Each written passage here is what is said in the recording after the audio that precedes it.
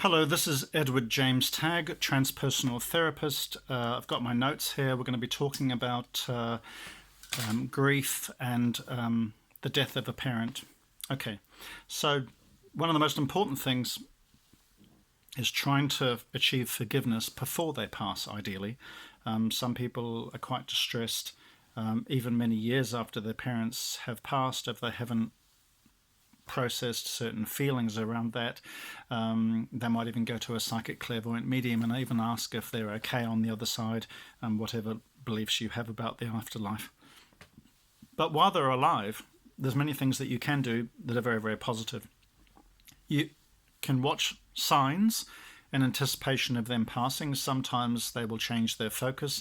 Sometimes they might give away lots of possessions and become less materialistic, or they might enjoy being around children and family might be more important, or even some of their releasing of the death of their own parents could become more important to them. I recently found the gravestone of my grandfather, and when I showed my father that photograph, it was a very positive thing for him. So now I want to talk about the illusion of forgiveness, because quite often people can think that they've actually achieved forgiveness, but there are other levels or layers of the onion that they haven't dealt with. There's intellectual forgiveness and what I call visceral or body forgiveness. And quite often people can say, yes, I've forgiven my mother or father, but really they haven't. Unless you've cathartically released from your solar plexus and other parts of your body, it'll be stored and trapped in the cells, the cellular memory in your body. So it's very important to process that at a very, very deep level. I want to talk to you about the way in which parents communicate love, and also the 5 love languages, a book that was enlightening in highlighting the ways that parents sometimes express love in different forms. So people that went through World War II and the Depression may not be so touchy-feely like us who were born in the 60s, and they might not outwardly say I love you, so there'd be disguised forms of love. So quite often parents may help or have actions that are better than words as far as they're concerned. So it's very important to train yourself to see disguised forms of love. Now, when you're processing your own love and your own personal development, you'll learn to see love where previously you didn't see that before, and that's hugely important. So opening yourselves to forgive your parents is hugely important. Now, sometimes as children, we have illusions around the competency of parents. We think that they're all important, and quite often a parent might disguise their language and express regret. They might say, oh, well, when I was growing up, there wasn't a manual on how to parent, and so they might express that regret in some form. So quite often in achieving forgiveness, it's very, very important to see that disguised form of language. Now, quite often when you're involved in forgiveness, you might be involved in a blame game. So quite often you might blame the government or doctors or your boss, and then eventually you maybe your partner, and eventually your parents, and maybe even people might get angry at God. But the highest level of blame, if you can call it that, on the path of your progress is to blame yourself, and I'll explain what I mean by that. Now, quite often your inner child might sabotage and might not want to move forward and let go of your parents, so your inner child might have some disguised forms of behavior around not letting go. You might know someone who's been working in an office or a reliable job all their life, and then when their parents become elderly or very ill, they might start clinging to some old memories. They might start working more on the car or tinkering with mechanical things to remind them of the time they had with their father, and certain behaviors might become obvious. So quite often anger can be a problem when parents are are getting old and ready to pass. So anger essentially is a defense mechanism from not feeling overwhelmed by feelings of despair. And self-blame and even self-hatred can also be problems with blame and letting go, and also other defense mechanisms from feeling overwhelmed. So self-sabotage and depression is simply saying, you hurt me and I want your sympathy. So the inner child can struggle with releasing anger and letting go, and this can be quite a problem. Sometimes the inner child, when you learn about integrating, which is hugely important, they might get frustrated with us if we don't have courage in moving forward, and so they might even think that the adult part of us is stupid because we're not self-aware. So it's very, very important within these times to build an invisible bridge of hope towards the future. So just going through some of these main points again, it's really important to try and achieve forgiveness and letting go of past hurts early. Looking at your parents' behavior, anticipating their passing, you'll see some of their behavior shift.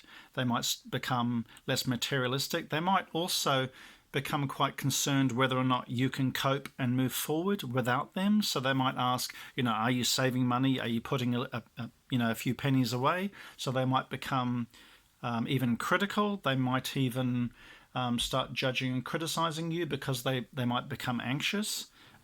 If they're becoming infirm or going into a retirement home, they might feel powerless.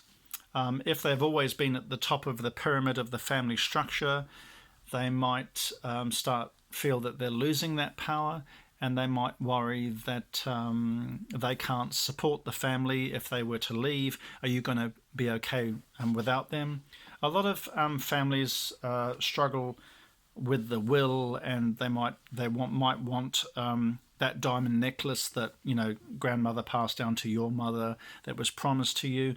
And when there's a lot of struggles with that, quite often with sibling rivalry, sometimes there can be an expression of love symbolically through a piece of jewelry or some very sentimental item from a parent, and sometimes it can actually symbolize a lack of willingness to believe that we were loved.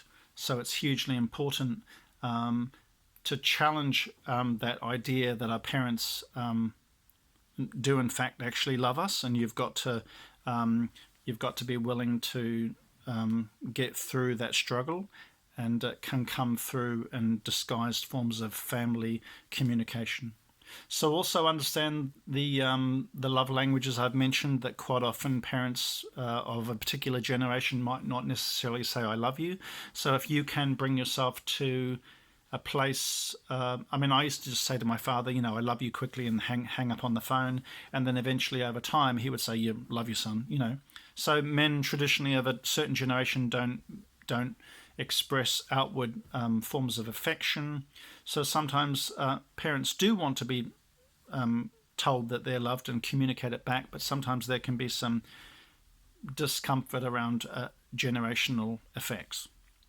So train yourself to see disguised love. You'll see certain behaviors that you didn't understand before, but then you'll see love in that. And when you raise your own personal development and become more loving yourself, you might see behaviors in your parents that actually come from a place of love where previously you didn't see that. So that's hugely important, to start seeing the world from a place of love and grow within yourself and gain maturity so you can see that, because that can be very, very difficult. Also, dealing with your own anger and your own self-hatred or blame, understanding your inner child and integrating and nurturing yourself so you can forgive yourself, forgive your parents appropriately, and also understand that not everybody's competent, that quite often parents are dealing with their own issues, and then they're having children and they're struggling nurturing you because they're not even fully nurtured themselves. So that can be a huge challenge. They might say, I was never given a manual on parenting. So just look for these signs and see that maybe they might be hurting and they want to be forgiven. Okay, so this is hugely important. A maturity in moving forward and not blaming is about integrating love within yourself, so you don't need to deflect your emotions and take back your personal power. That it's not the government, it's not some conspiracy theory, it's not the doctors that failed to support you in your illness, or your boss that's giving favors and giving other people jobs and not you. Part of maturity is enabling yourself to have personal power, maturity, and grow through that blame game. And then look at self-sabotaging behaviors and processing anger, self-blame, self-hatred, and pain and despair, and understanding that they're just defense mechanisms from feeling that emotion, having the courage to travel into that emotion. There's a beautiful movie, which is a children's movie, but it's actually very intelligent for adults, called The Never-Ending Story. And in this movie, the child has to go through the swamp of never-ending sorrows, and it's actually a metaphor for the personal development process. There are other movies that you might find very beneficial. There's a beautiful movie with Bette Midler called Beaches, which has a grieving process that's very beautiful. Also a really lovely movie by Steven Spielberg called Always that shows a similar process. So these have been some little snippets. If you're in therapy, or if you're not, or if you're processing your own feelings about a parent that may be elderly or becoming infirm, or you're worried or feel insecure about their passing, there are ways. It's not an impossible process. It can be frightening, but you can empower yourself through that. And I'm here to try and inspire courage through that, what could be considered one of the most painful and difficult and challenging processes that all of us have to go through eventually. So Edward Tagg here, trying to provide some comfort and enlightenment along that process. Okay.